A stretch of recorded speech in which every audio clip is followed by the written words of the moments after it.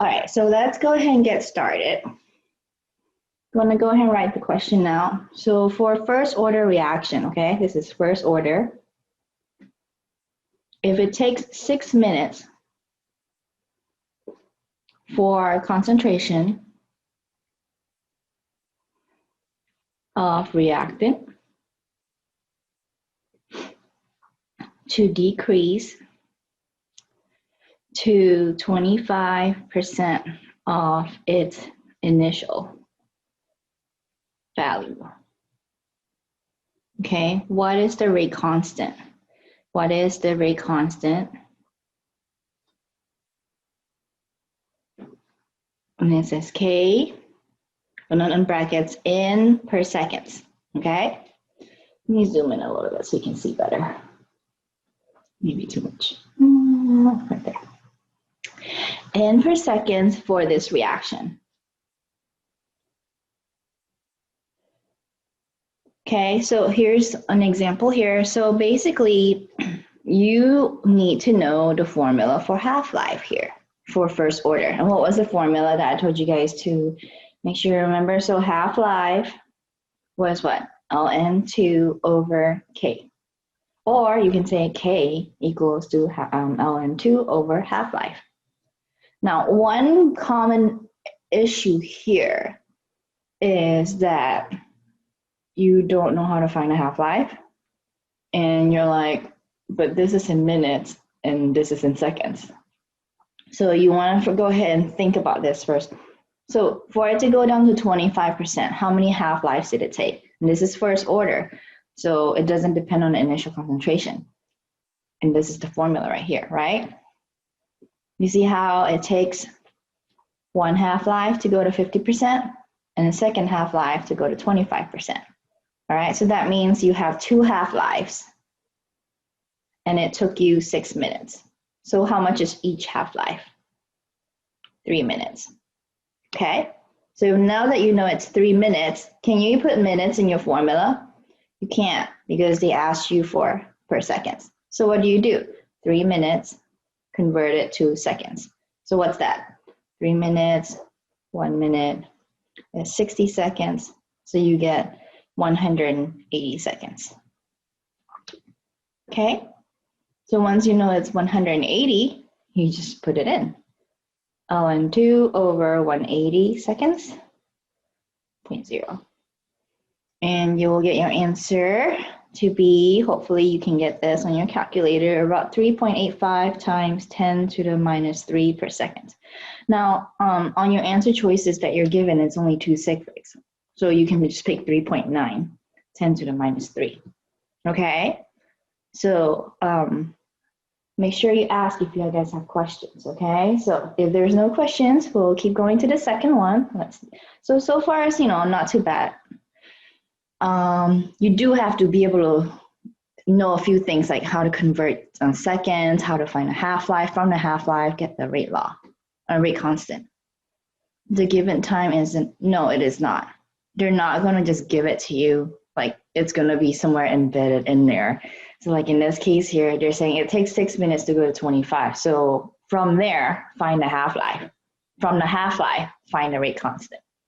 Okay, and there's gonna be a lot of conversions in between too. If you can see, you have to also convert to seconds after you find a half-life. Okay, so don't read and try to plug the numbers straight in. Try to read and see, what do I need to do to process to get the numbers I need for my formula. Okay, all right, let's do another one here. So this is the next question. It says a 150 mils sample, and this is an aqueous solution at 25 degrees Celsius contains 15.2 milligrams of an unknown. Professor, could you scoot your paper up? Oh yeah, sure. Thank you. You're welcome. And it's non-ionic, so let me put non-ionic compound, so it doesn't split, okay? So that means there's no I there. I is just one. Non-electrolyte compound. if the solution has an osmotic pressure of 8.44 torr, what is the molar mass? In units of grams per mole for the unknown. Okay, so we've done something like this in our example actually in class. So this is something like just repeat what we did in class, okay? If I want to show you what question it was, let's flip back real quick. It's where you did the osmotic pressure. So that was a while ago. That's a long time ago. Whoa. It was on this page here. A long time ago. Okay, so you'll see you're looking for molar mass here. Same question here, asking for molar mass. Okay, so let's go ahead and put this together. So obviously, if they want to talk about molar mass, you somehow needs to get the gram and somehow need to get the moles and put them together. Basically take the grams divided by moles. So is there any way that you can find the grams here? Yes, the grams is found here, okay? So in this 15.2 milligram sample, how much volume is it found in? 150. So this and that is stuck together in one sample. That's the ratio of your sample. So if you can somehow from this sample here, find the grams and find the moles, you will be able to find the molar mass. So that part is easy, okay? So we got 15.2 milligrams. We're gonna turn that to grams so we can find that part. Now, how in the world are we gonna find the moles? So when we did this in class, to find the moles, you wanna start by looking for molarity. So you wanna look for molarity first, and then you go to moles. Because why? Molarity is moles per liter, and then you use 150 mils, change it to liter, use molarity, and you can compute how many moles there is. Okay, so now that you know you need molarity, what was the formula for this here? So it's pi equals to IMRT. Now, because this is a short formula, this is not on your periodic table, so make sure you remember it, okay? Pi equals to IMRT. So the Arrhenius equations will be on your periodic table. So when you take your practice test, you'll be able to see exactly what the periodic table looks like, okay? Anyway, so we're gonna look for osmotic pressure formula. We're gonna look for molarity here. So let's go ahead and plug the values in. Can you use torr in your equation? How would the process of the exercise change if we're given the density? If they're given a density of the solution and the volume here, well, that would give you something different. So if you're given a density, I don't see how you would need the density here. You could change it. As you can see, there are some questions on your quiz or homework that asks you with the density stuff. So there is a dynamic study module that will give you a variety of different questions here. If you have density, what you always use with density is you use density to connect grams and mils. Yeah, very good. You have to convert the pressure to ATM. So whenever you see density, remember density is the connection between grams and volume. Now, volume of your grams or whatever the thing they're referring to, okay? But in this case here, I don't really need a volume density in that case, unless, I mean, they gave me the grams of the sample solution, and then they told me, okay, the density of the solution is this, then you can take the grams and convert it to mils and then plug it into this part here where you look after molarity. Right, it varies, it depends. So if the grams, the density would be for the solution. So it would be the volume of the solution and grams of the solution in this case here. So the solute is separate because solute is solute, solution is solute plus solvent. So you have to just kind of see what the question is going to say. Okay. All right. So I'm going to go ahead and convert 8.44 torrs to ATM. And all you do is you divide by 760, right? So I'm going to write it down here. 8.44 torr, you want to convert to ATM. So you have to remember these conversions here from Chem 1, okay? That's one, and then R here is 0.08206. Again, this is on your periodic table, liter ATM moles Kelvin, okay? So what temperature do we want to use? Do you use Celsius as is? What do you use? You don't use Celsius. You want to go ahead and change it to Kelvin, so 298 Kelvin. Okay, so these are the values we're going to plug in here, and the I here is going to be 1 because it's non-electrolyte, non-ionic. So then you put your pi in.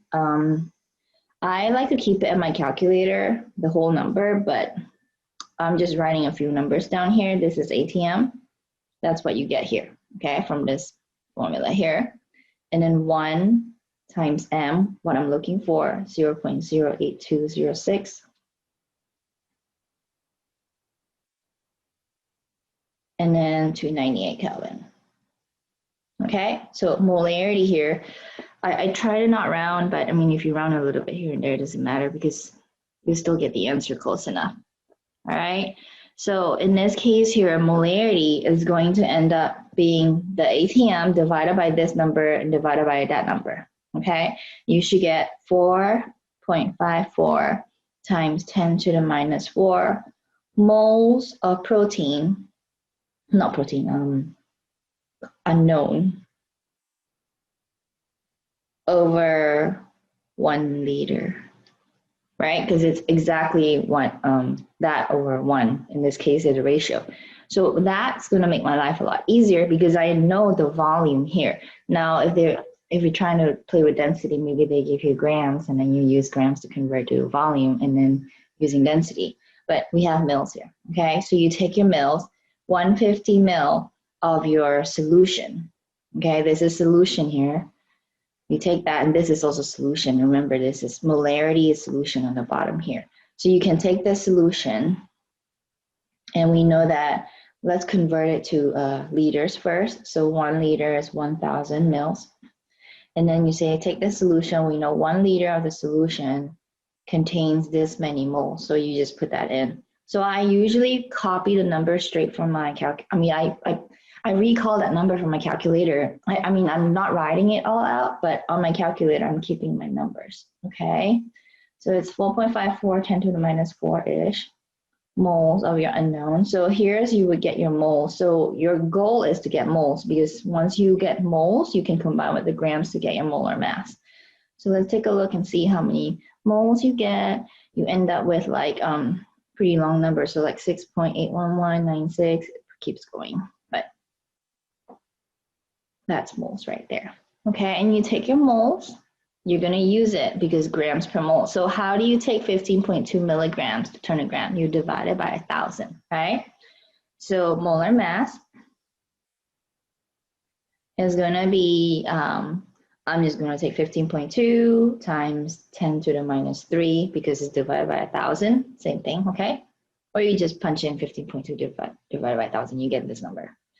And then you put your moles on the bottom. So I'm just going to copy it down. You don't really need that many sig figs. I'm just writing all the numbers. Okay, once you do this, you do see that the limitation on here is probably going to be 3 sig figs. But you know, it depends on the answer choices. It's multiple choice here. You will end up with 3 sig figs in your answers. So the answer here is going to be 223 grams per moles in this case. Okay, all right. So this one is from chapter 14. The first one was from chapter 15. So now let's go to the next question here. The next question here is kind of a conceptual question asking you how things will change if you change the concentration of reactants. So what's unique about this is they want you to do changes for 2 different reactants. Okay, so let me write it up. For a reaction, so this is number 3. For a reaction that follows the general rate law of rate equals to KAB squared. Okay, what will happen if the concentration of A is decreased by a factor of 5 and concentration of B is increased by a factor of 5. The rate will, so I'm going to give you the multiple choice options here, because before that, if it's all numbers, it doesn't really make sense.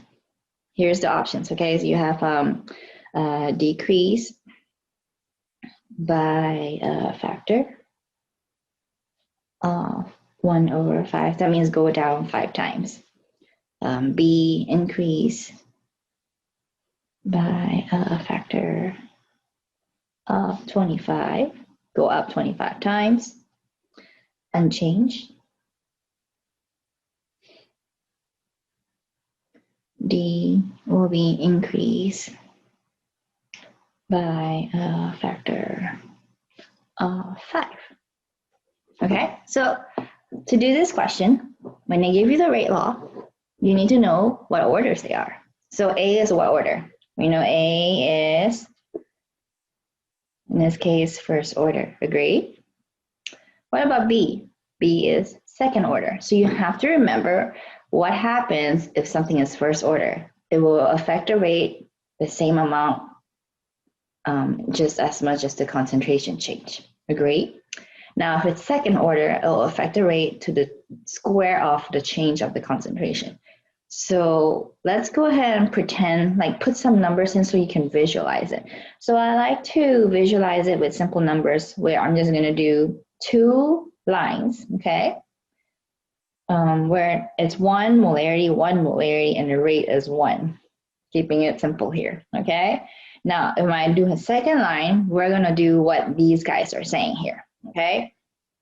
You can say, well, what happened if A is decreased by a factor of 5? So 1 going down 5 times, what do you get? You have to divide it by 5, so you get 0.2 here. So this one goes down times 1/5. Okay, so it's going down, all right? And then it says B is going up by 5. So this one is going up by 5. So it's just basically, you know, how we always like look at the table and find an order. Now they're giving you the orders and telling you the changes, and you predict the rate here. It's a little bit kind of backwards, but we can still work it. So in this case, you have 2 things changing. So like I said, each guy is going to contribute a little bit to the rate change, right? So that's why when we're trying to compute a rate law, we try to not have 2 of them changing because it really complicates stuff. But since the question gave us something like 2 of them are changing, so you just have to imagine each one changing it separately at a time. So there will be 2 changes. One from contribution of A to a spot here in the middle. And then the second change will go to this, the final, from contribution of B. So there's 2 steps basically. So if you imagine if A was first order, okay, and your rate change is going on, your concentration change is going smaller 5 times, what would happen to your rate? Well, it would go down smaller 5 times as well. So basically it's times 1/5 to the power of 1, remember? So you get 0.2 here. Okay, that was from just A alone. And then you want to take a look at B. What does B do? Well, B is second order, and B is going up 5 times. So that means if the reaction concentration is going up 5 times, what would the rate go up by? 5 to the power of 2, because it's second order. So that means you have to take 0.2 and times 25. So 0.2 times 25, what do you get? You get 5. Okay, so that means the rate went from 1 to 5 with the changes of these two guys. But it's really because there's two things happening at the same time. Well, sequentially, A first and then B, whatever. Effect of two reactants. Okay, so in this case, it will be going up by 5 times. You guys follow here? All right, let me know if you have questions, okay? If there's no questions, let's keep going. So here's the next question we have. So this was chapter 15, right? Because it's kinetics. Now let's go back to another question in chapter 14. So if you notice, everything will be randomized here. Since there's only 2 chapters, you'll see they kind of go back and forth. So the question here is determine the freezing point, depression, which is delta TF, okay? A solution that contains 30.7 grams of glycerin. And they give you the molar mass of glycerin and a formula, so I'll write it up. C3H8O3, molar mass is 92.09 grams per mole. So that's given in the question. And this glycerin is found in 376 mils of water. So it's an aqueous solution of glycerin and water. Some possible useful constants. They gave us Kf for water is 1.86 Celsius per molarity. Kb of water is also given 0.512 Celsius per molarity. They also give you density of water. So you have 1 grams per mil here, okay? So in this case here, they give you density. Now remember, this is density of water. This is just the solvent part. So it really depends on the question when they give you items like that. But they give you density of water here, so we'll probably have to use it. Let's see. So what are we looking for? We are looking for delta TF. So I know my formula for delta TF is what? IMKF. Now glycerin here is C, H, and O. It's non-ionic. You can tell because it's all non-metal here. So the I will be 1. So this is just 1. Then we somehow need the molality here, right? We don't have that yet, but we can find it. Probably because we have these terms.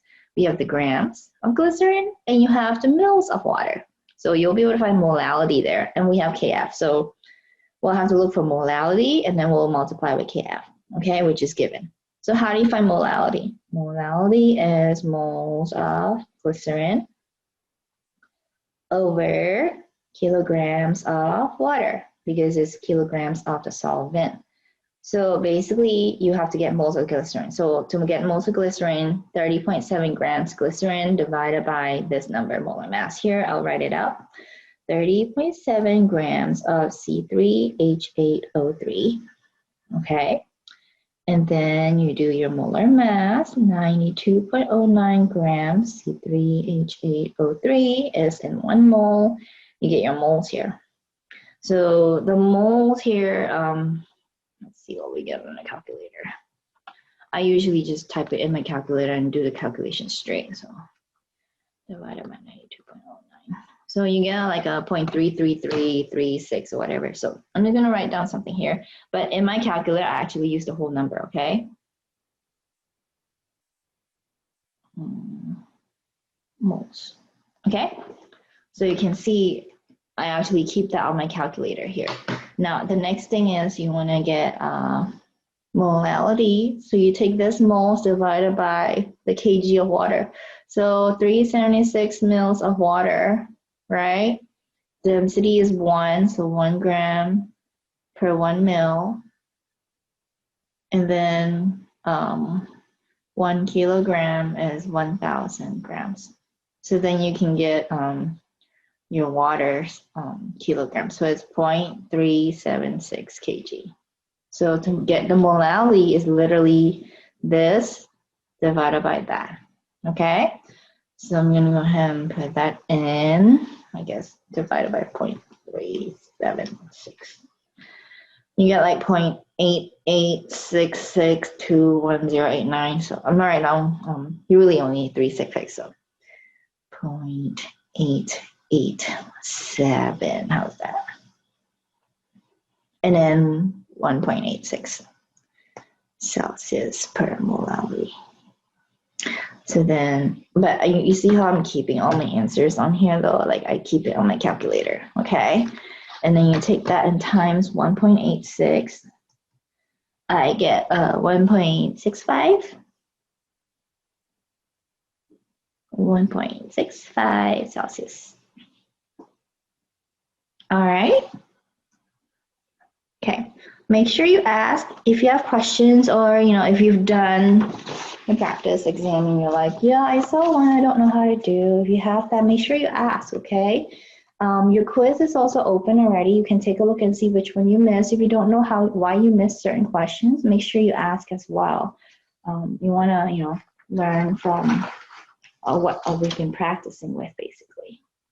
All right, so what number are we at? Let's do number 5 here. So I am writing a question down, and it's taking me a longer time, but gives you a little bit time to process as well. So this is going to be a first order. It says a first order reaction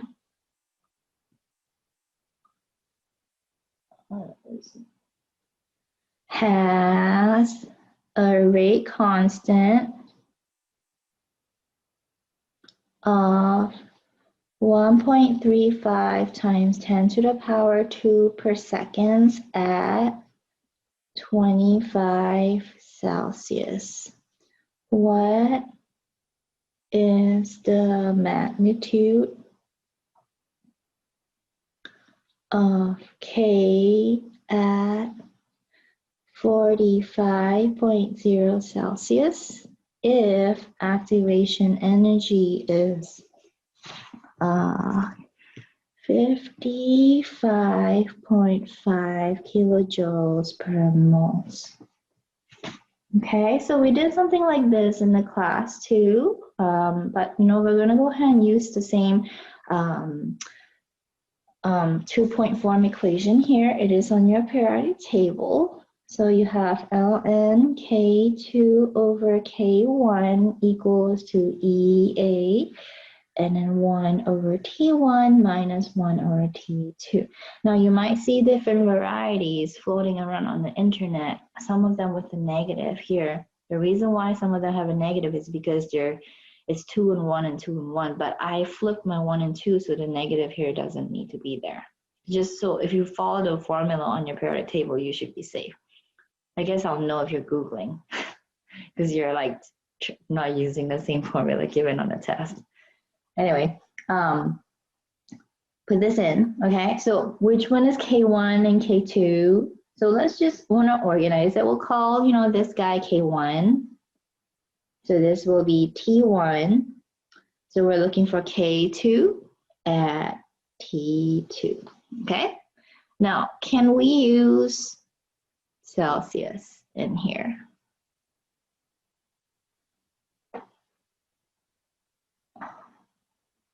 The exam questions, they're going to be different questions. It's all randomized. But it's going to be multiple choice similar to your quiz questions.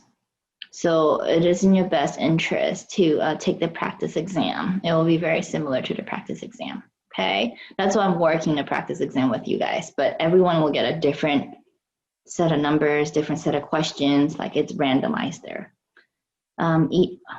Oh yeah, it is divided by R, sorry. I was gonna say, can you use Celsius here? You can't because you need to follow the units of your R here. The different forms of equation will be on the constants page, yes. Like on the top of your page, you'll see on the top of every page of your test, you'll see a periodic table with the constants and equations.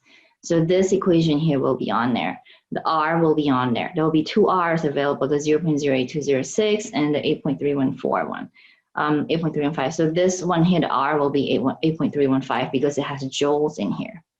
okay? It will all be provided. So, you know, when you take your practice exam, you'll see exactly what the periodic table will look like. Yes, you'll need to memorize a few simple formulas, but not these big complicated ones. Like, I mean, I don't really, I guess these are considered formulas, but like, that's that's simple. So I'm not putting every single one of them. It's just the long ones that are there. Like, I think it's reasonable to put this one on there, okay? Because it's big. But the little ones, you should memorize, okay? Yes, the units for EA is kilojoules per moles right here. But can you use kilojoules in your calculations? You cannot use kilojoules in your calculation, right? We did this in class too, like just recently, okay? What do you have to convert to? You have to match the unit of R. So I'm gonna go ahead and write down R here. R is 8.3145. So on your periodic table is given as 5, but sometimes I put on 8.314, but you'll get a close enough answer. Okay, so this is your unit that you'll use for your R. So when you're trying to decide between the R's, you're like, okay, if I'm doing energy calculations with joules, I'll pick this R. If it's not, I will use the other R. Because you see how we just did the osmotic pressure question and we used a different R? That's also the gas constant. It just has a different unit because there's conversion between joules and ATM liters. And both of the R's are going to be provided on your periodic table. Okay? Their integrated rate law equations are provided as well. Like I said, the long ones will be given. Okay, so the integrated rate laws are provided. All right, let's continue here. All right, so we have this, and we have K1 and T1, T2. So we got to convert these guys, okay? So K1 I can write, I know what K1 is, 1.35 times 10 to the power 2 per second. T1 is this in Celsius, so it's really 298 Kelvin, okay? T2 is 45 plus 273, so I'm going to go ahead and put it in. It's 318 Kelvin. So the biggest mistake here is students use Celsius in here, and that will give you the wrong answer for sure, okay? And the next common mistake is forgetting to convert your activation energy to joules. So how do you convert it to joules? 55.5 kilojoules to joules is just times 1,000. Now it's joules per moles. Now all the units are converted, and then you plug it up in here, okay? So always remember to match your units. So if you see the gas constant, put the gas constant in and make sure everybody else follows through with the same units, okay? So I'm going to go ahead and plug it in. ln K2 is what we're looking for. We don't know what K2 is, but we know K1. Let's put it in. This is in seconds, so per second. So when you get your answer for K2, it will be per seconds as well. Equals to EA is 55.5 times 1,000 joules per moles. And then R is 8.315 joules per moles Kelvin. And then you have your kelvins here. 1 over T1 is 298 Kelvin minus 1 over T2, 318 Kelvin. Okay, so all you do is you take your calculator, do this calculation here, tell me what you guys get. Okay, now we've been practicing using our calculator, so when it comes to your test, you're not going to be wondering, oh, how am I supposed to put it in my calculator?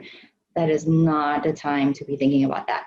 By the time you're taking your test, you should be very comfortable with knowing how to punch this in your calculator, okay? So you want to do 1 over 298 divided by, minus 1 over 318, and then you times this and divide by that. You end up getting, I get something like 1.41. So that equals to ln K2 over 1.35 times 10 to the power 2 per second. So this is like a number right there. So how do you do the next step after this? The next step after this is you take E on both sides. So cross out the ln here, right? So now K2 over 1.35 times 10 to the power 2 per second equals to E to the power 1.41. So again, you have to know how to do that on your calculator, and you'll get 4.09, something like that. So to get K2, you literally take both on the number here, E to the power 1.41, which is 4.09-ish, blah, blah, blah, there's other numbers behind it, and then times that value, okay? So multiply them together, you will get, I'm gonna say like around, I got like 552-ish, 552, 553, okay? And this will be per seconds. So that's how you're gonna solve for it. Now remember, we did two different forms. One of them we were solving for K, the other one I think we were solving for activation energy. So you could get a variety of questions. It will basically ask you like one of the items in here, okay? All right, so if you don't have a question, I'm gonna go ahead to the next question here. This is a true or false question here. Which of the following statements is true? So we're looking for something true, okay? So I'll write it out. Rate constant are temperature dependent. Okay, the next one, it says rate constant does not depend on the activation energy for a reaction where the products are lower in energy than the reactants. Okay. The third one, the Russian, none of these. D is a catalyst, raises the activation energy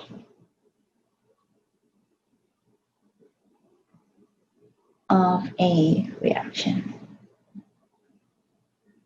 So remember, your test is going to be multiple choice. I believe the bonus questions are going to be open-ended math. It'll tell you specifically what unit, but you don't get points for units anyway. So even if you didn't get the units right, as long as the numbers, it will tell you how many decimal places to put in or whatever, and you just follow the instructions. Okay, but those are bonus, and then the rest of them are multiple choice. The addition of a catalyst does not change the activation energy of a given reaction. So do you see a true statement on here? The quiz is multiple choice and the test is multiple choice. You guys should have seen that the quizzes are multiple choice, right? A is true, very good. If you've taken the quizzes have been multiple choice, so it's gonna look just like that. Question, pick an answer, okay? The homework is more elaborate. Sometimes there's multiple sections in there, but you know, a homework is just basically meant for you to study from. Dynamic study modules are meant for you to study from. And then you have your quiz, which is multiple choice. Exams are also gonna be multiple choice, okay? Yeah. So both of them, so I'm trying to make the quizzes similar to the test, basically, the formatting. So that's why now this is another practice to get you prepared for your test. All right, so A is true here, rate constants are temperature dependent. B is not true, rate constant depends on activation energy, no matter if it's exo or endothermic. What if the products are lower energy than the reactants? Is it endo or exothermic? Can you guys tell? So if it's lower, yeah, it's exothermic because it's coming down. Very good. Okay, so you gotta remember these things because actually these stuff, they're gonna come back up later in the semester. None of these, well, that's not true because we know A is true. So if you knew A was true, you can go ahead and just click A. But we're just gonna analyze these. A catalyst raises the activation energy. It actually decreases it. Right? So additional catalyst actually changes the activation energy because it gives a new mechanism with lower activation energy. Something that increases it? Well, if you increase the activation energy, the rate will actually go down. So do we need Quite unrelated. It says we need to show our work. Do you write down? You don't have to write out step by step. You just do it like you're working on a test and show your work. So we know you're not like drawing doodling or something. Doesn't make, you don't have to write it slow like that because on your test you want to be quick.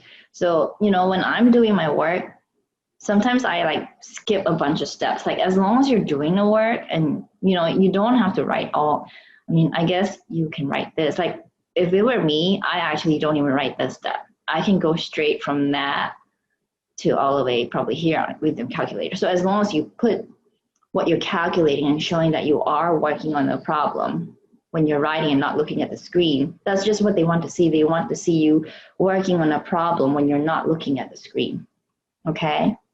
No, the honor log practice test has no room scan. It has no honor log. Oh, you mean practice? Yeah, the honor log extra credit will have a room scan. So you'll be able to like do your practice room scan to make sure your camera works and all that stuff. But our practice exam does not have honor log, so you don't have that restriction on there. But you will see the same periodic table and all that, okay? So we know A is true here. So now let's go to another question here, okay? Right, if your face is down, they want to make sure, like they have problems with when your face is not looking or your face is not showing on the camera.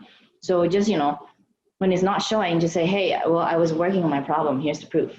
So then you don't get marked for it, okay? There's 22 questions on the exam. 20 questions are worth 100 points. The 2 extra are worth a bonus 10 points.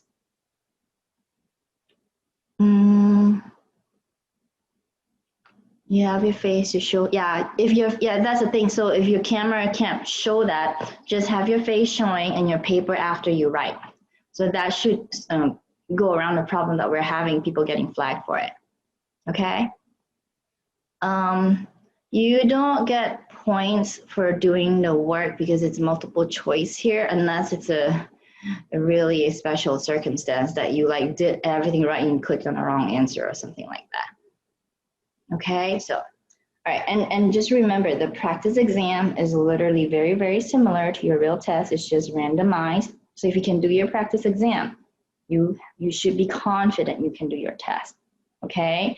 And I don't want you to just be clicking answers here and there, like, you know, try to work on it. So I'm showing you an example here, and I want you guys to, you know, also take it because yours will be a little bit different, as you can see. So here's a reaction, okay? 2SO4, 2 minus plus I3 negative. They give you these just to distract you. You really don't need that. But here's they're trying to ask you to find a rate law. Okay, so I'll give you the table. Oops, that's 238.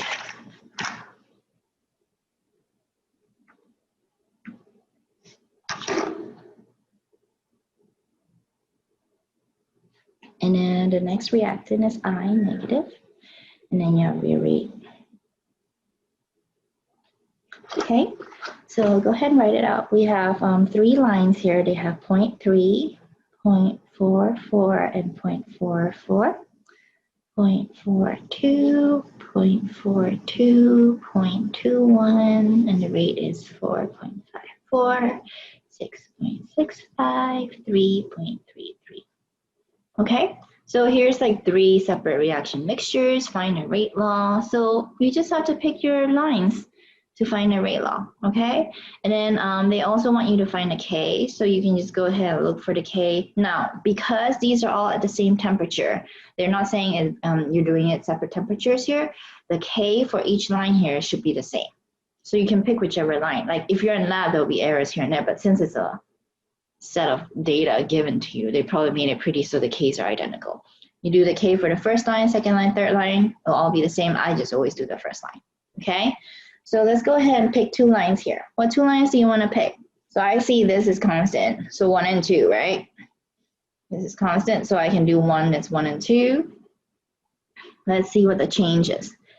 This one here is like a weird change, is like 1.46. And then, but the lucky thing for you here, this is also 1.46, right? So that's what order? S208, 2 negative. Oops, that goes inside.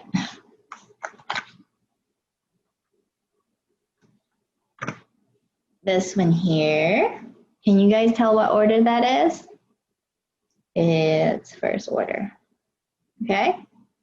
And then let's look at another 2 lines. You guys want to pick out some lines here?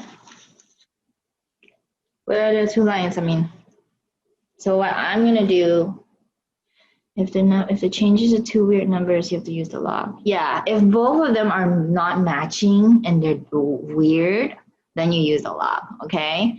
Yeah, like for us, we got lucky because it's exactly the same one. That is exactly the same number. That's to the power of 1, okay?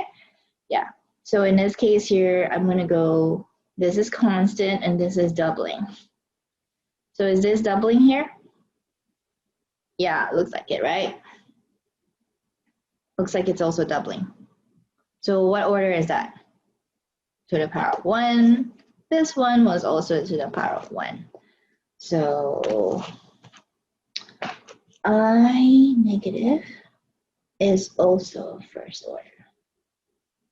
Now to get the K, how do you know it's first order? When your change of your concentration matches the change of your rate. So you need to know how to do these rate laws, okay? So you need to know how 0 order changes 0 order, no change in rate. First order rate is proportional. Second order rate is squared, okay? So you need to be practicing this because there's going to be this kind of question on the test for sure. So once you know that this is first order, how do you find the K?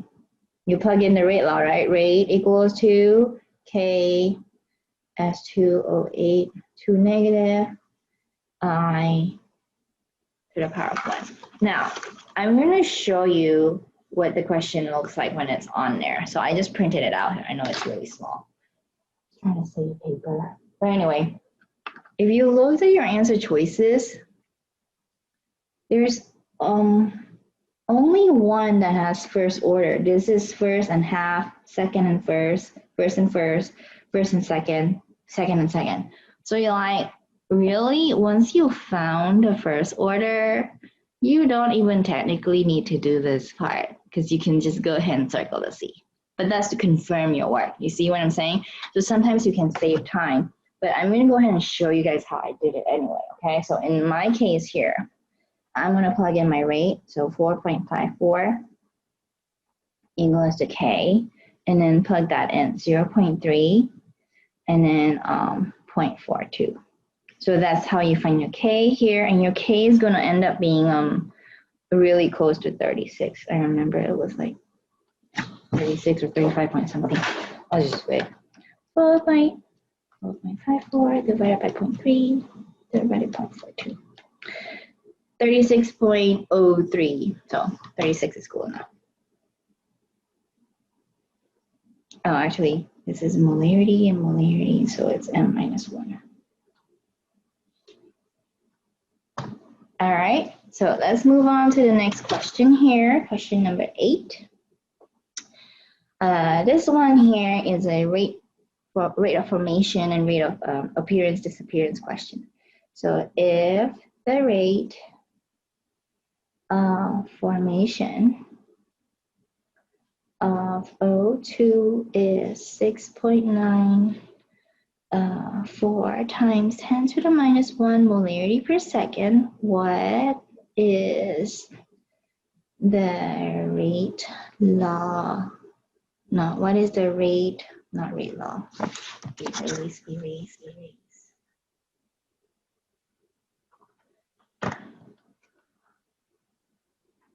Will there be weird numbers in the tables on the test? No, there won't be weird numbers. They'll be pretty fitting numbers. So I would not worry about having to do the log formulas on the test. It should be pretty simple ones, as long as you know how to pick the correct lines. Okay? I'm pretty sure there should be no half orders on the test because I purposely picked the questions that have no half orders to make your life a little bit easier.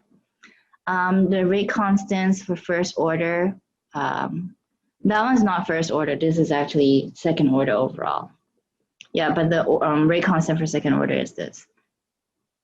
Okay, so this is actually second order. Now, if you wanted to look at the rate. So remember I showed you guys the chart a long time ago. Like you see how I gave you the units here? This is first order, and then this is zero order, and you see how we have the second order? So they're always going to be the same for that, okay? Zero, first, and second. But if you don't remember it, I mean, you can always like calculate it. I mean, the reason why I found this is because I know it's molarity per second divided by moles squared. So that's why m or m squared is m minus 1, and then s minus 1 because it's divided by s to begin with. So you don't actually have to memorize, but if you remembered it, you're like, okay, this is the correct unit, I did it correctly, okay? Let me go back to writing the question. What is the rate of the loss or disappearance, okay? They call it loss here of O3. So here's the equation, 2O3 turns to 3O2. That's all they gave you, okay? So how would you write this? So like, you know, when you're seeing the test question, you're like, hold on a second, this is very familiar, but do I remember which part this is from? So this has to do with rate of appearance and rate of disappearance and the overall rate of the reaction. So remember to write the rate of a reaction, so the overall rate, right? You can always write using a reactant or a product. So if you have a reactant, you have to put a negative sign, remember? 1 over the coefficient, and then delta O3 over delta T. Now, what does this term mean? This term is the rate of disappearance or the loss. See that? So they're asking for this term here, okay? Now, you also know the rate can be written as another formula from the product, which is positive if it's product, 1 over the coefficient, and then delta O2 over delta T. So what is this term called? This term is called the rate of appearance of O2, right? So, well, they gave us a value right here. Rate of formation, that goes right there. Okay, then you just solve for that. Okay, I'm gonna go ahead and plug it in for you. So 1 over 3 times 6.94 10 to the minus 1. So delta O3, delta T, what we're looking for is you take 1 over 3, yeah, put that in number. 6.94 times 10 to the minus 1. And then you see how you have a negative half here. So I'll just times -2.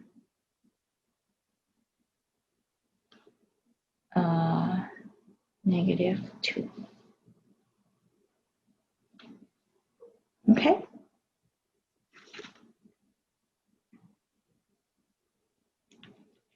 Do it in my calculator, get the answer.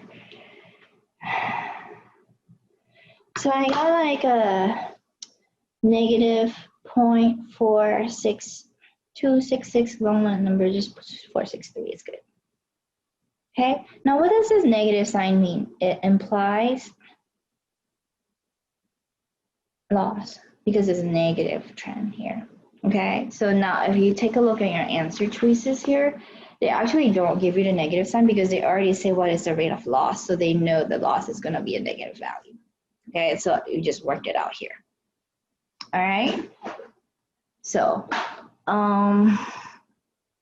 why would it be negative? Well, it's algebra here.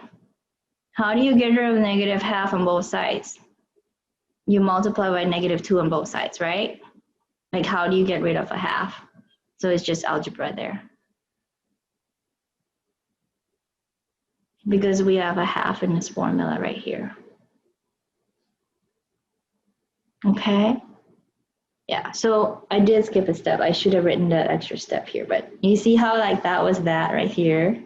And then I just plugged that number in, and then I moved that, like I just multiplied by -2, so that term disappeared over here. Okay? All right, let's keep moving to the next question. We're going to do number 9. So number 9, it's really not much math. I'll write it out for you guys. Says here, choose the aqueous. And you'll start to see like some of these questions you've already seen on the quiz. That's why I'm saying they're similar, okay? That has the highest boiling point. These are all non-volatile solutes, and you should, these are all solutions of non-volatile solutes, and you should assume ideal Van Hoff factor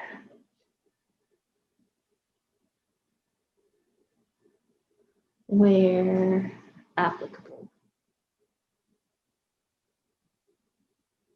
Okay, so we did something like this in class. You saw it on your quiz, you probably saw it in your homework, and then you have a few choices of your solutions. So you have 0.2 glycerin, 0.1 KNO2, 0.1 Li2SO4, 0.06 Li3PO4.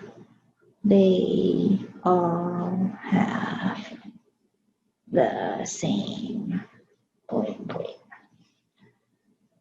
So you just have to pick one. So how do you pick the highest boiling point? Now remember, the answer for the highest boiling point is the same as the answer for the lowest freezing point. So, you know, like you can see, this question can be variable by changing the request for the highest boiling point to the lowest boiling point, highest freezing point, lowest freezing point. I mean, they could ask you different things, but what are we looking for? We're looking for highest boiling point here, okay? The highest boiling point here should be the one with the biggest delta TB, which means you have to take the biggest IMKB. Because they are all aqueous, the KB value is 0.52, so they're all the same. You can cross up the KB factor. You just need to look at I times M. The biggest I times M will give you the highest boiling point. So what do you guys think? What's the IM for this guy? So I don't even have to do the KB because it's times 0.512. Everybody has the same number. So the I is 1, M is 0.2, so IM for this guy is 0.2, okay? Now what about I for this guy? What's the I for KNO2? Non-volatile means it doesn't turn into gas, so it'll be useful for the Raoult's law calculation. You know how like we do the vapor pressure of the original times the mole fraction? Now if it's non-volatile, it doesn't turn to gas. That's something to remember. Non-ionic, it just doesn't split. That has to do with the Van Hoff factor. Very good. So the second one, KNO2, this is nitride, this is potassium, only 2 ions here. So it's 2 times 0.1. Again, the IM is also 0.2 over here. Okay, what's the I for this guy? How many ions are there in here? So this one has 3, okay? Because it's lithium, lithium, and the sulfate. 2 lithium positive, 1 sulfate 2 negative will give you 3 ions. So this is 0.3. because it's 3 times 0.1, okay? What about this guy? How many, what's the I for Li3PO4? Right, this one will have 4, very good. So if it's 4 times 0.06, you should get 0.240. Now clearly they are not the same because they're all different solutions. So you can see the biggest IM here is C. So that one will have the highest boiling point. It will also have the lowest freezing point if they ask for that same, with the same answer choices. Okay, so just keep that in mind. And if they throw water in, then it would change things a little bit. All right, so let's go ahead and do the next question here. The next question here, if a fictional radioactive compound 007 decays in the first order, and it took 150 days to drop from 100% to 12.5%. What is the half-life of 007? Okay, so in this case here, you're looking for half-life. So some people will be like, oh, I need to use the formula. Well, not always, because 12.5% here, you can go from 100% all the way to 12.5. How many steps are there? 150 to 25 to 12.5, because it's half every time. And it took 150 days, so it took 3 half-lives. 3 half-lives equals to 150 days. How much is each half-life? 50 days. And that's it. Okay, so this one's like super easy. So we are taking our long, sweet time here because I am writing every single question now. Obviously, when you're taking a test, you don't write the questions, but you know, you should still, and we are doing it for the first time. You expect it to kind of, I want to take my time and explain stuff, but a lot of times we do, when you're doing your test, you want to go ahead and just read the question, know how to do it, get your answer. Okay, you should not be doubting or worrying about how you're supposed to be calculating this by the time you're taking the test. So here's the one that a lot of people were asking about for the quiz as well. Same question here. Again, there was molarity on the quiz. There was molality, depending on which version you got. Everybody got variables. But I'm going to go ahead the molarity version down, and I'll show you how to do the molarity and the molality of this calculation. Okay? So commercial grade HCl solutions are typically 39.0% by mass HCl in water. Determine the molarity. Okay, we'll do molarity and we'll do molality as well with you after this. HCl if the solution has a density of 1.20 grams per mil. So I'm going to show you there's a same identical question that asks for molality on the quiz as well.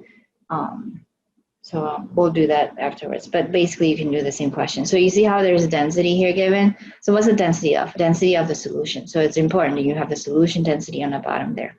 Okay, now what else did they give you? They want molarity, so they want you to look for moles of HCl over liters of solution. Okay, so what you have here is this, 39% mass. Remember I would say if they pick a percentage, you pick 100 grams as the solution. So every time you have 100 grams of solution, 39 grams of them is HCl. Okay, now if you're really logically thinking about it, and this here, that means there's 61 grams of water. Well, that one you'll need for molality. Right now for molarity, you don't, okay?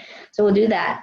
So can we take this, convert it to liters of solution, and we take this grams, convert it to moles of HCl. So in this case here, they did not give you the molar mass, but molar mass for HCl, you can look it up. It's 35.45 plus 1.008, so it's 36.458 grams per moles. Okay, you have that. Well, that and that gives you the moles. Grams and density should give you the milliliters and then turn to liters. So I guess I'll go ahead and write it out. Molarity is 39 grams. 1 mole is 36.458 grams. That's on the top. You get an answer there. The bottom is 100 grams of solution. Use your density, 1.2 grams, 1 mils, and then liters. So you have moles and liters, okay?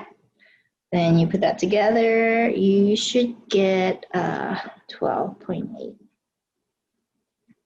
All right, so I'm going to take the same question and do molarity for you. So to do molarity is not on the question, I'm just doing extra, okay? To do molarity here, we are going to take moles of HCl over kilograms of water. So instead of the liter of solution, you need kilograms of water. How in the world are you unifying kilograms of water? Well, we got the moles, we can use the same moles. See right here, the solution, remember, if you know the solution has water and HCl, 39 grams is HCl. How many grams of water is there? So this here is broken down into two pieces. There is actually 61 grams water plus 39 grams of HCl. So, well, there you have it. You have grams of water right here. So your grams of water can turn to kilograms of water, and that goes on the bottom right there. So moles is given the same value here. It's 39 divided by 36.458. It was like 1.07 moles on the top. And then you take that 0.061 kg H2O. Okay? 17.5. All right. So let's go on to the next question. The next question we have is integrated first law. It says here the first order reaction of SO2Cl2 goes to SO2 plus Cl2 has a half-life of 8.75 hours at 593 Kelvin. How long will it take for the concentration of SO2Cl2 to fall to 14.5% of its initial value? Okay. So integrated rate law, they'll give you the equation. I'll go ahead and write it out for you. ln AT equals to minus KT plus ln A naught. And then we just have to plug in the stuff. So it says here 14.5. So where does the 14.5 come into play, and what values do we plug in? So we've done something really similar in class before this. Okay, almost identical. I think ours was like 16.5 or something. I seem to remember that question. Do you use this at all? No, big distraction. Okay, don't use this Kelvin at all. That's not in your equation. Anyway, so your initial will be 100% fall to 14. So this here is 14. And then this here is ln 100. So you just have to find negative KT. So we are looking for T, so your job is to find K. So how in the world are you gonna find K? From your half-life, K equals to ln 2 over 8.75 hours. Okay, so when you get your K in values per hours, your time will be in terms of hours. So let's go ahead and put that in here. So ln 14.5 equals to minus ln 2 over 8.75 hours times T plus ln 100. And then you go ahead and solve for your T here, okay? Now, this is all algebra at this point here, so hopefully you remember from what we were doing in class.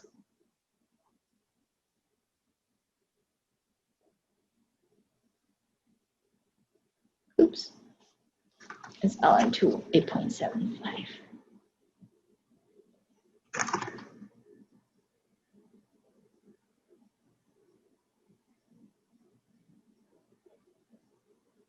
and you get like, I got 24.38. Good. Okay, so hopefully everyone understands this. Let me know if you have questions. Always ask if you're not sure how to do certain things. So percent itself in some question, you have to use decimal.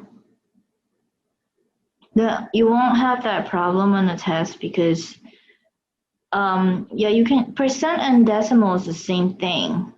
You can still get the same answer. You'll still get the same answer. Like if this is percent, this is 114.5. If it's decimal, this is 1 and this is 0.145. Like it's exactly the same because why? Look, this is just a ratio here. It comes out to a ratio. 1 over 0.145 will give the same answer as 100 over 14.5. And because it's multiple choice, they're not going to be checking your steps of work, so you will get the same answer. We haven't done a poll today. Let me go ahead and do the poll real quick.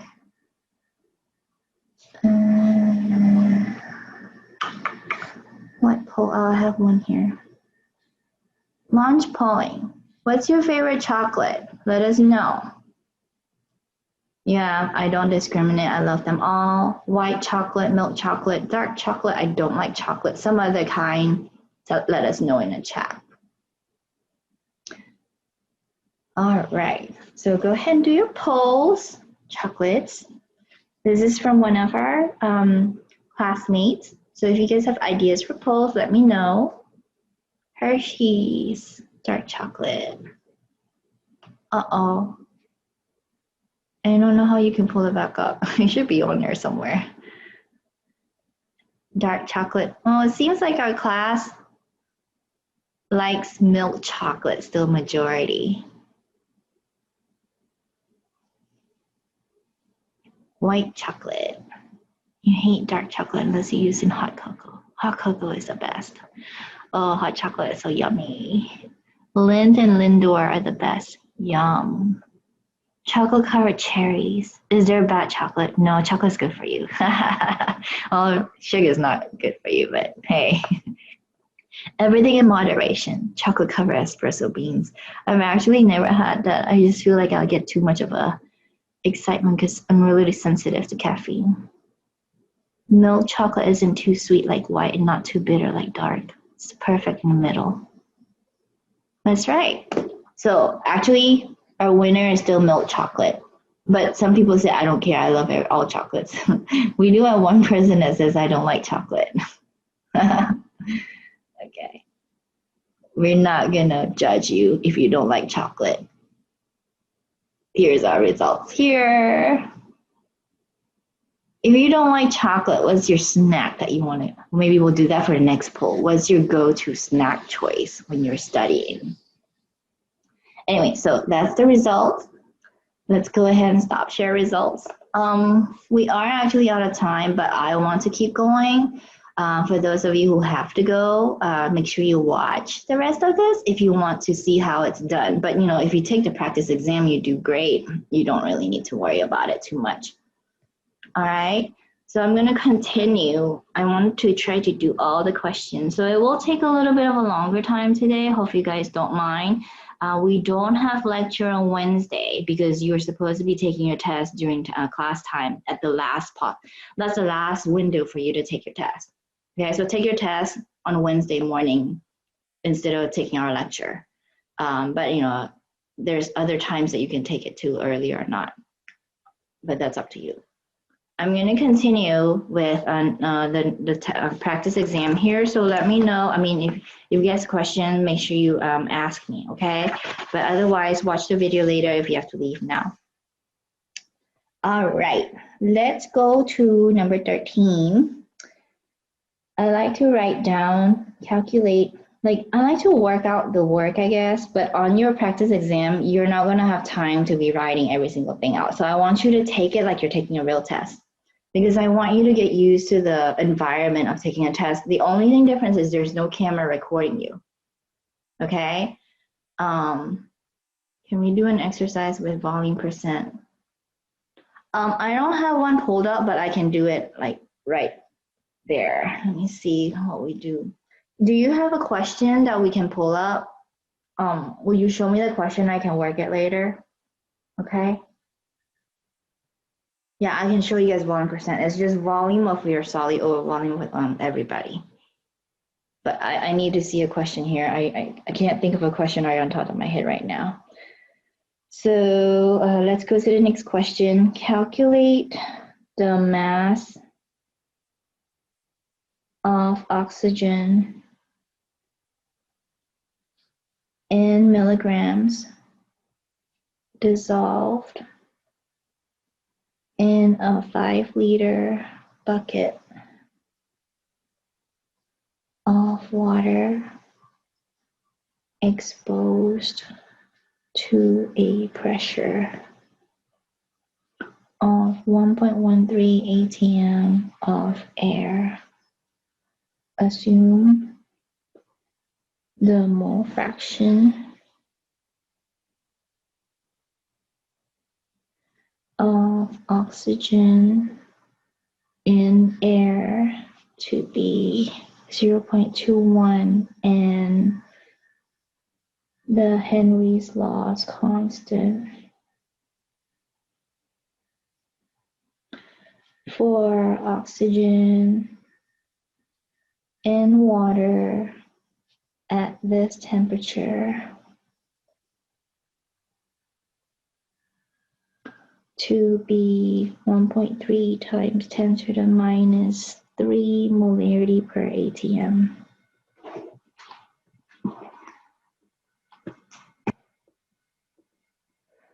When you guys start your exam, if you start it, like, let's say you start at 10:40, right? You'll have your timer begin from 10:40. So you technically could start at 10. Please don't wait till 10:45. If there's a technical error, you're not going to be able to take the test. Just like try to do it like a little earlier than 10:45. Okay? You can go past the 10:45. If you start like, you know, you don't want to even sleep in a little bit, you want to study a little bit in the morning, that's fine. Take it around 10:30, 10 o'clock. But don't push it to the last second because that's really playing with fire. Okay? We can do half-life questions. Trying to figure out the half-life. Yeah, I'll look up some more questions, but I need to finish. Unless you guys want me to just stop doing the practice exam, we can do the questions that you guys want to talk about. So let me know, okay? Because I have 24 questions picked out for today for the practice exam.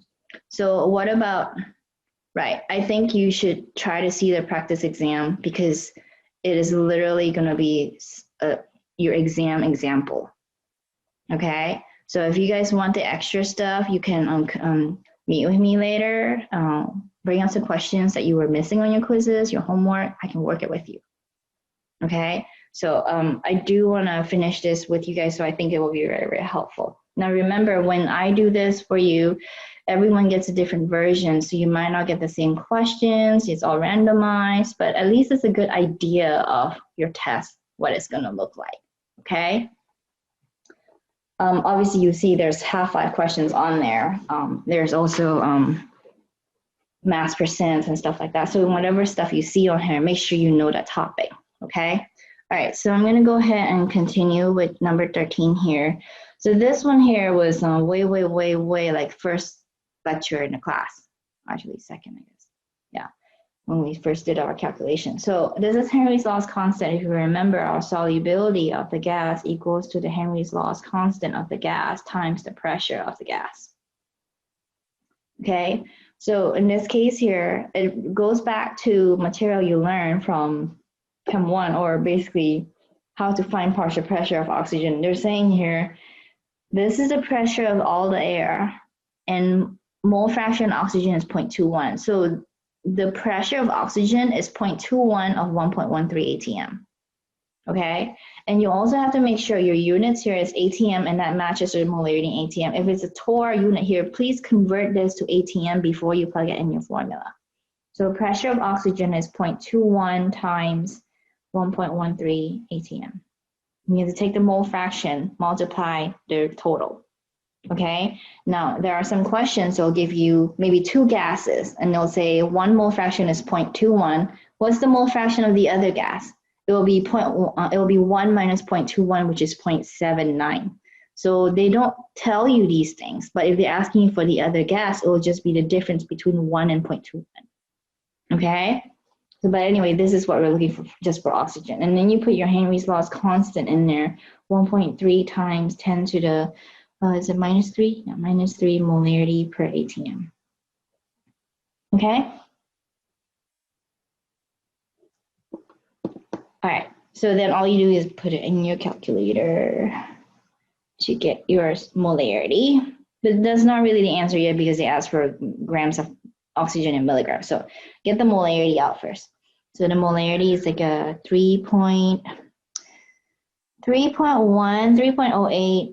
I'm just going to write down a few more numbers, but it's really rounded up to 3.1. I don't like to round until the end, but you can round if you want. You still get a similar enough answer. This is moles of oxygen per liter of solution, because that's a molarity right there. Okay, now once you get that, we're going to go ahead and use that. You see how there's 5 liters here? We're going to use the fact that we know there's 5 liters to find how many moles and then convert it to grams and milligrams. So 5 liters of your solution, and then you know it's 3.0849 times 10 to the minus 4 moles of O2. Another common mistake is the molar mass of oxygen. You forgot to use 32, you use 16. That's another common error. So 1 liter. And then we get our moles here, and then we convert to 1 mole of oxygen is 32 grams of oxygen. And then 1 gram is 1,000 milligrams. So that was another common mistake people always make, like using 16. And then some people get stuck with this first part itself. If you had to change the units, that would probably be the problem here. But since they were both ATM, it's pretty easy here. Okay, so with this here, plug it into your calculator, you should get, we need 3 fixed in your answer. So around 49.4 milligrams of oxygen gas. Okay, all right, now the next question I have for you guys is another Henry's Law problem. So let's take a look at this Henry's Law's problem here. So Henry's Law, constant for helium gas in water at 30 degrees Celsius is 3.70 times 10 to the minus 4 molarity per ATM when the partial pressure of helium above a sample of water is 0.650 ATM. The concentration of helium in the water is something molarity. So you're just looking for molarity, which is just same formula here, but we're not talking about helium. So how do we do this here? So there they gave you the pressure, they gave you the constant. If you literally just multiply this and that, you don't even have to convert any units. So this one's really easy. So say 0.65 times 3.7 10 to the minus 4, you should get your answer. So solubility, HE times KH, HE times PHE. It is 3.7 times 10 to the minus 4 molarity per ATM times 0.650 ATM. And then we'll give us like 2.41 or something like that. Okay. Here's a boiling point exercise. What mass is sucrose? Okay, we can do that one. Because I think we don't have, let's see, most freezing point, density, isomerization, what can do. All right, so we haven't, so we got this one done here. You guys good here? So I'm gonna go ahead and do a sidetrack question here just a second, and we'll continue with the rest of the questions, okay? So here's a question from the quiz. The question is, the boiling point elevation of a sucrose. So boiling point elevation, which is delta TB of sucrose. So sucrose is a sugar. It does not have Van Hoff factor. It does not multiply into ions. Is found to be 0.39 Celsius. What mass of sucrose molar mass is 342.3 grams per moles would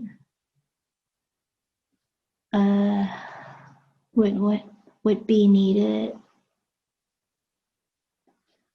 to be dissolved in 500 grams of water. Kb of water is given as 0.512 Celsius per molarity. Okay, so formula you need here, delta TB equals to IM Kb. Obviously our I here is 1 because sucrose does not turn into ions. So delta TB is 0.39 Celsius here equals to 1 times molarity. So we're looking for molarity here. I'm going to leave that as is. And then Kb is 0.512. Okay, so let's see what molarity is here. I like to leave the numbers in. So 0.39 divided by 0.512, I get 0.7617, blah, blah, blah, moles. I'm going to keep that number there. So this is moles of sucrose in 1 kg of water. Okay? So what did they say how much water they had? They had half the amount of water. So I'm going to go ahead and just use that. So if I have half the amount of water, you see that this is 0.5 kg, right? So I can write it out. 500 grams of water. We'll say, well, I know the conversion is 1 kg is to 1,000 grams, right? So now we're at kilograms, and we know that 0.7167 moles of sucrose is found in 1 kg of water from the molarity. And then they want the grams of sucrose, so I'll just put the molar mass in. 1 mole of sucrose is 342.3 grams of sucrose. Okay, so I'm going to go ahead and punch this into my calculator. So that was there. So times 500 divided by 1,000 times 342.3. I got 130. How many 6 are repeating? That's enough. 130 grams.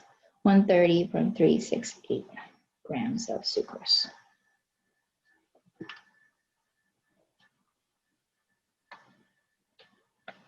All right. So here's another one. Mass percent complete part A solutions prepared by dissolving RbCl2. Okay, let's do that one. Complete solution is preparing by 53. I can't see. Hold on.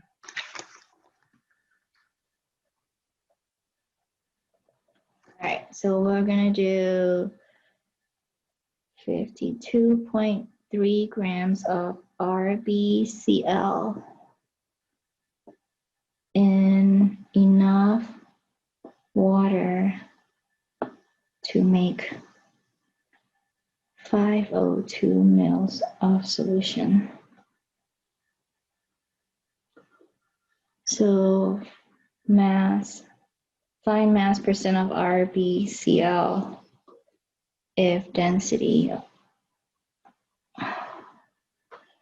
is 1.12 grams per mils. All right, so what you want to do to find mass percent is take mass of RBCl over mass of solution and then times 100. Okay, so your goal, you already have this part, that goes there. And then 502 mils of solution, right, it's given to you. The density is given. So 1.12 grams, 1 mil. That will give you the grams of the solution that goes on the bottom.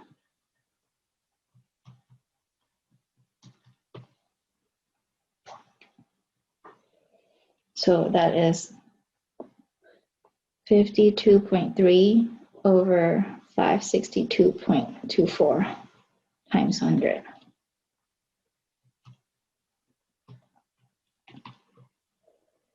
So I get 9.3%. Okay? Yeah. All right, so you guys can ask more questions after the review, so we can continue. Let's see what the next question is. Where were we? We were doing, oh yeah, let's do this next question. The next question we have is at 20 degrees. An aqueous solution that is 24% by mass. You see how it's so similar? We're talking the same thing now, my mass percent. So anyway, same thing that what we were doing here. In ammonium chloride has a density of 1.0674 grams per mil. What molarity of ammonium chloride? What's the molarity of what is the molarity of ammonium chloride in the solution? So they give you the molar mass is 53.5. 53.5. All right, so that's one more example here. It's very similar to what you guys were asking, so I mean, it's all the same stuff. All right, so what I want to do here, so I have 24% by mass. So what can you say now?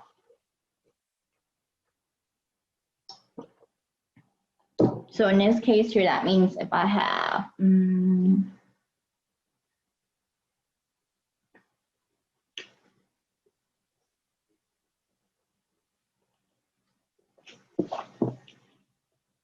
always write that out. See how it's the same thing like what we were doing, some examples before this. And even has a density of this. So what is the molarity? So your target is molarity, which is moles liter of solution. So that means take that to go there, that to go there. Actually, this is very similar to the question we just had earlier. Anyway, let's do it again.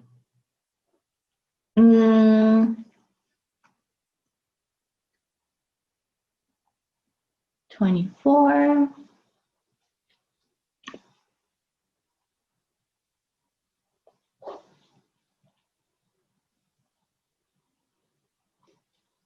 So that's the molar mass right there, that's the top. To get the liters, I literally take the 100 grams here of my solution and the density right there. And then 1 liter is 1,000 mils. That should give you your molarity there. Okay, let's see what we get. You should get 4.8-ish. Well, we need 3 cifics, so 4.79.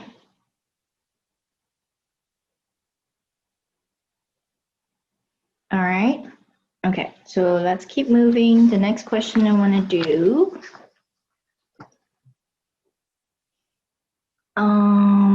is, just remember these are not the exam questions, but they're going to be very similar.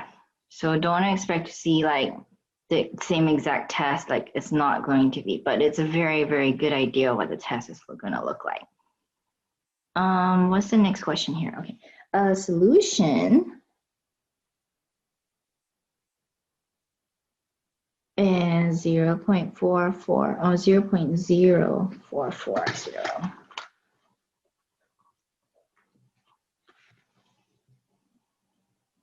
Density of water is 1.00 if they don't say anything, but if it's different from 1.00, then they'll give it to you.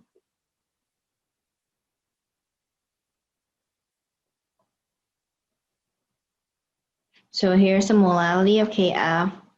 What is the molarity of the solution if density is 1.10 grams per mil? And then they say molar mass Kf is 58.1. Water is 18.02. So here they gave you, you want to turn a molality into molarity. So you just need to write down, well, what do I know if I say it's molality? It's 0.0440 moles of Kf found in 1 kilograms of water. Okay, so 1 kilogram of water is literally 1,000 grams. You could have written that too. Let me just write that down.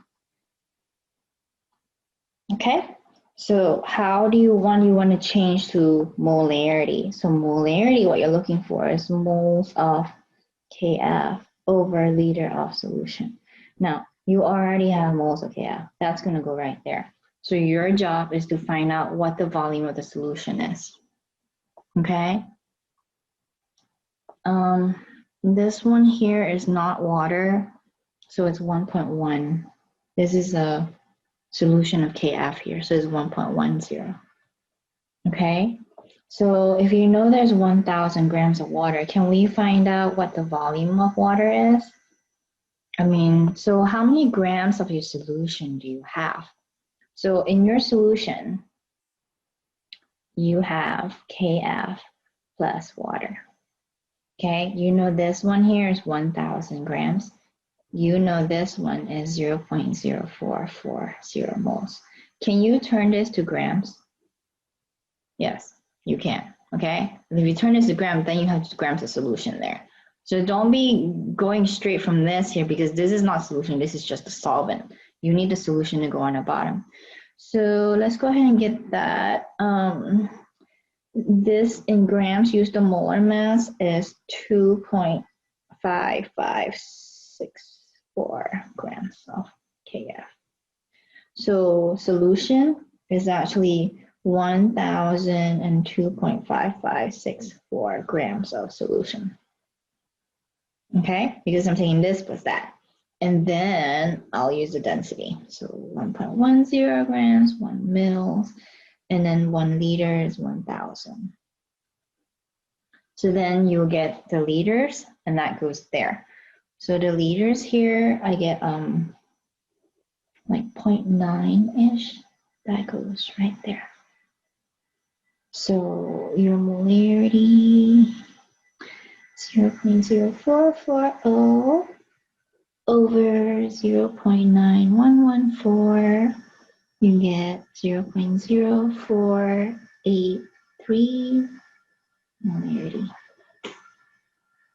Okay, so you can turn your units everywhere. Is the F from fluorine? Yes. I was writing too fast.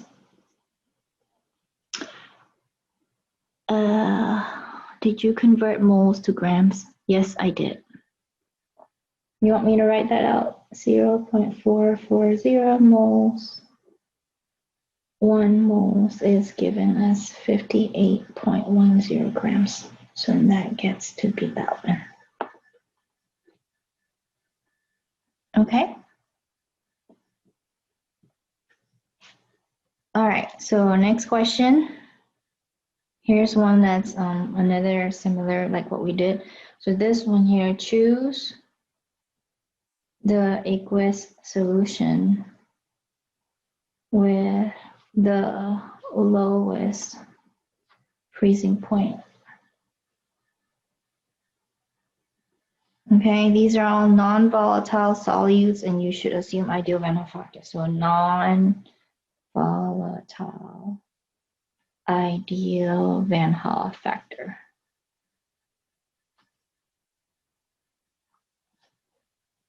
All right, so here's our options. 0.075 NaIO4, 0.075 Kf, 0.075 KNO2, 0.075 NH4 3PO4, 0.075 KCN. So this one's actually even easier than the one before because our molarity is all the same. So Kf molarity is all the same. All you have to do is the I. Look at the I factor. The one with the lowest freezing point should be the one that has the biggest IM times Kf. So the one with the biggest I will be the answer here. So what's the I for this guy here? So you need to know your ions here. This one's 2 ions here. That and that. Okay? Kf is another 2 ions here. This one, another 2 ions here. This one is 3 on them plus 1, so this one is 4. This one is K and Cn, so it'll be 2.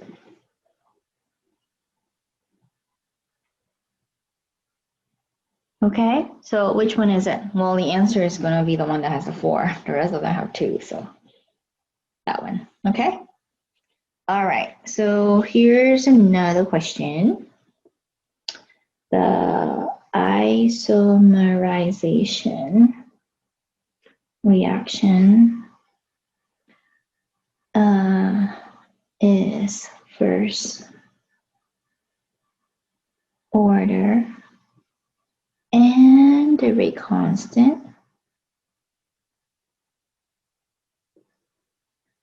is 0.46 seconds minus 1 at 600 Kelvin. What is the concentration of reactant after 0.20 minutes if initial concentration is 0.4?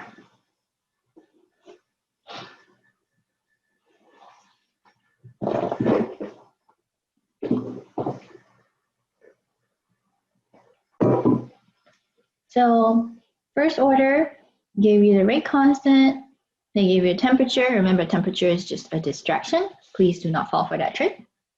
What is the concentration of reactant after 0.2 minutes if the initial is that? So what you need is your integrated rate law, which is given to you.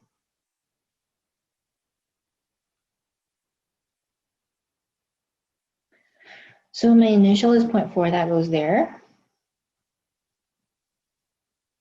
And then I'm looking for this guy. I don't know what this is. What's my K and what's my T? My K is given -0.46 per second, and my time is in minutes. You're like, hold on a second, this is per seconds, this is minutes, not gonna work. So I have to change the unit. So let's just go ahead and do 0.2 minutes, change it to seconds. 1 minute is 60 seconds. So that turns out to be 12 seconds. That goes right here. So you have to make sure these units match up, okay, like seconds and per seconds. So let's go ahead and put that in. So that side should turn into negative 6.436. And then you have LNAT on this side. So you take E on both sides. And that will give you the answer. So the answer is e to the power of negative 6.436, which you should get about 1.6 times 10 to the minus 3 molarity. Okay, all right. Have a good day. If you guys have to leave, hope you watch it later if you need it. Okay, let's go for the next question. We're almost done. Let's keep going. Here. The next question here is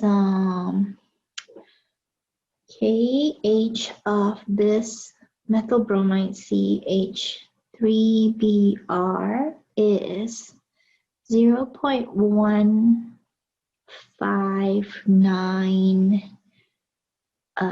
moles per liter ATM. It's really molarity per ATM. But what is the solubility of CH3Br at 25 degrees in water at a partial pressure of 250 millimeters mercury? Okay, so same thing here. The only trick here is you have to convert your unit. So your unit, you can't use millimeters mercury because this one has ATM, so you just take 250 to turn into ATM. So solubility equals to the Henry's Law's constant. This is moles per liter ATM times the pressure, which is, you gotta change it to ATM. 1 ATM is 760. So you get this one here will be like 0.0523 moles per liter. All right. So here's another question. The next question. Can I wait a second to write? Yeah, you guys can go ahead and write. The next question, they gave you this. It says rate equals to half NH3 over delta T equals to negative N2 over delta T equals to negative 1 over 3 delta H2 over delta T.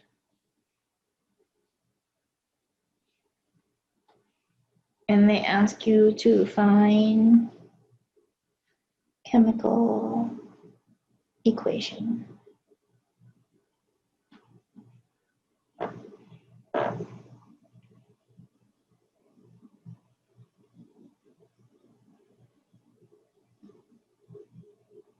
All right, so for this next question here, what we want to do is just basically use the rate law. So if it's negative, it's a reactant. If it's positive, it's a product. So if you want to write a chemical equation, this is a reactant. There's 1 over 1, so it's N2 plus 3H2 to make 2NH3. That's it. You just follow the formula, whatever the formula comes up with. You just follow the signs means negative, it's reactants, positive is product. The coefficients tells you what numbers to put by the next to the chemicals. Okay? So the next question here, is talking about how we make our rock candy. So I want to show you guys that because it's a lot of words here. You guys done writing this? It's almost done. All right, so the next question here, we're at 21 already, so that's good. When you zoom in, I'll read it for you. So here's the answer choices. To make rock candy, sugar is dissolved in hot water until no more can dissolve. I mean, this is what we do because you keep adding sugar, you turn the heat up, add more sugar. The solution is allowed to cool. A stick is placed in the sugar solution and crystals form on a stick. Describe what happens in terms of unsaturation, saturation, and supersaturation. So what you need to know is when it's hot, what kind of scenario it is. The reason why you heat it up hotter is because the higher the temperature, the more solid you can dissolve.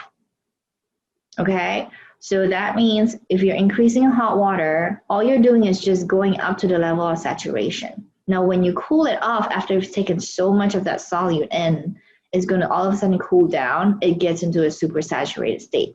So the cool solution is supersaturated. The hot solution is at saturation level.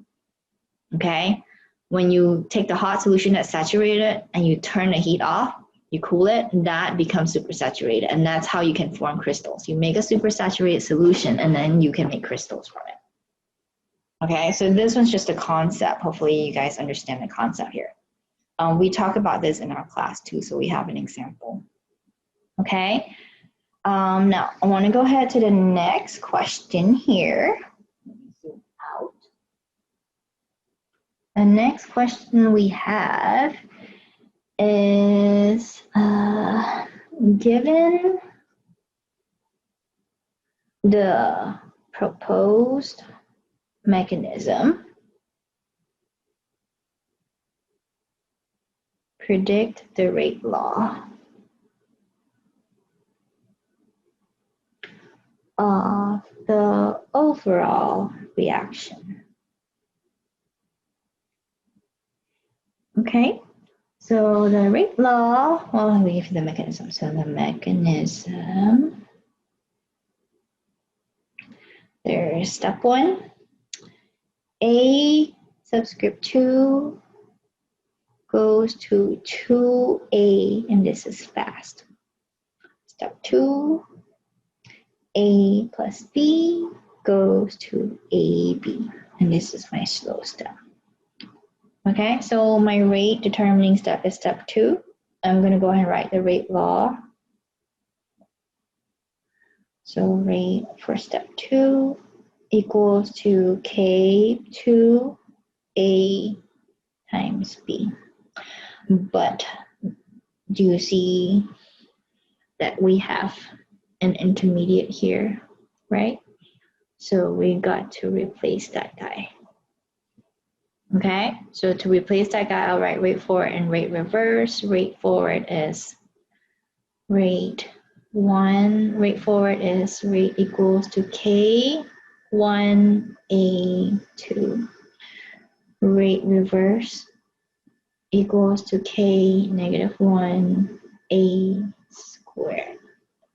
Sorry, I write my A2 wrong. The little 2 should be inside the bracket.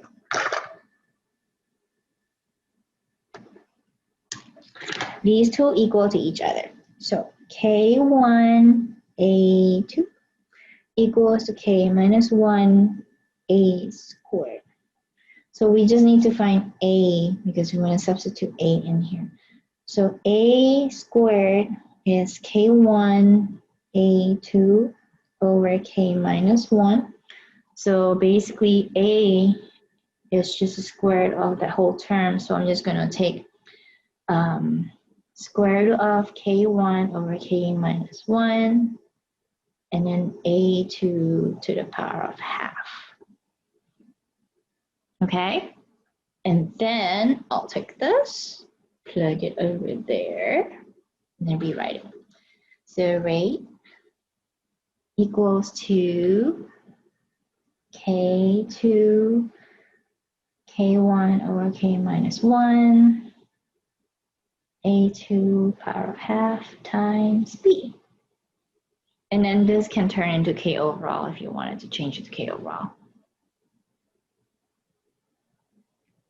Why did a square root in half? Yeah, because there's a square here, so I took a square on both sides. So I just rewrote it like that. Okay, so it's algebra here. So square root here, square root here. So I just took a square root of this. It's really this to the power half, but since I was writing it as terms numbers, I put this together right there. Okay, all right, so let's go to the next question. Let's keep moving. Done writing here? Okay, so our next question here, we have a vapor pressure question. So at a given temperature,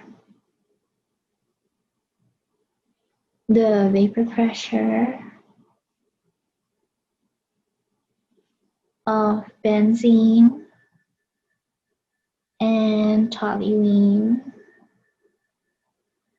are 183 millimeters mercury and 59.2 millimeters mercury, respectively.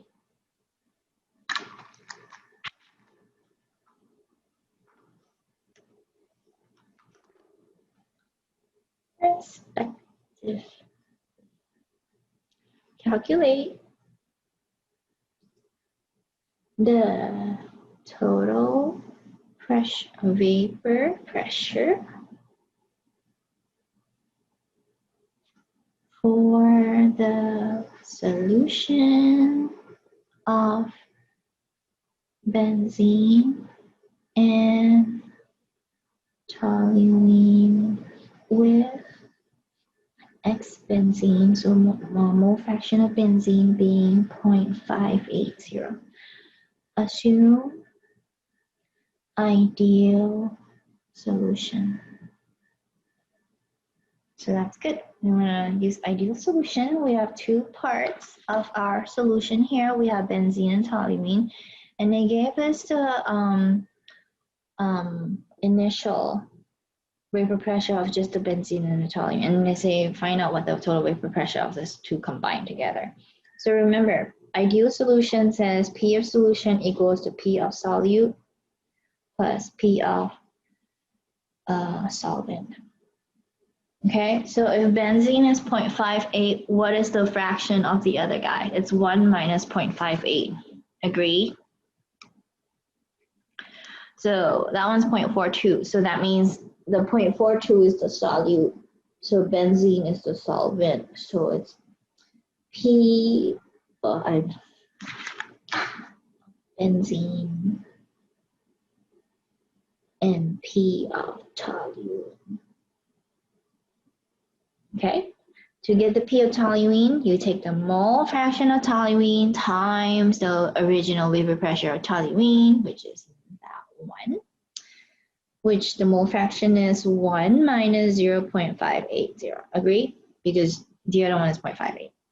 So that one times 59.2.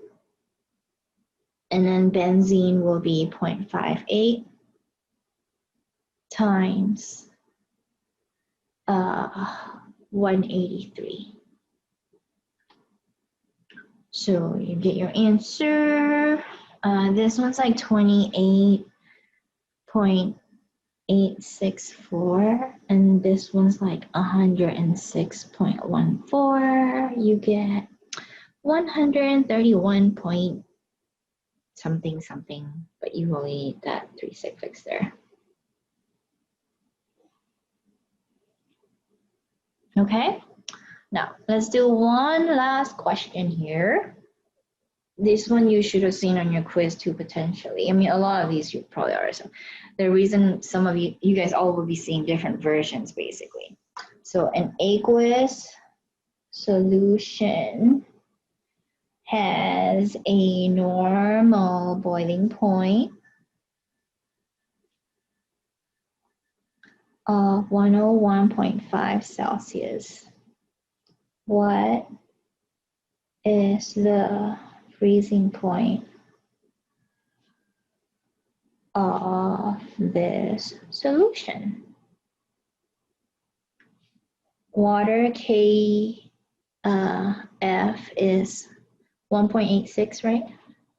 And then the KB was 0.52. 51, sorry. It's 512. I'll just write 512 right there. 512 Celsius per molarity.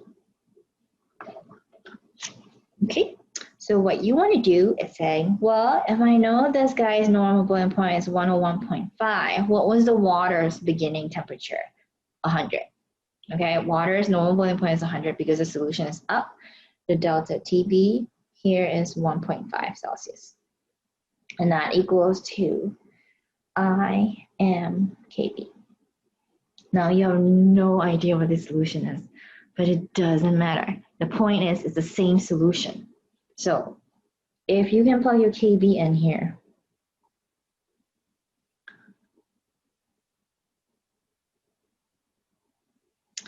and then you have IM you solve for.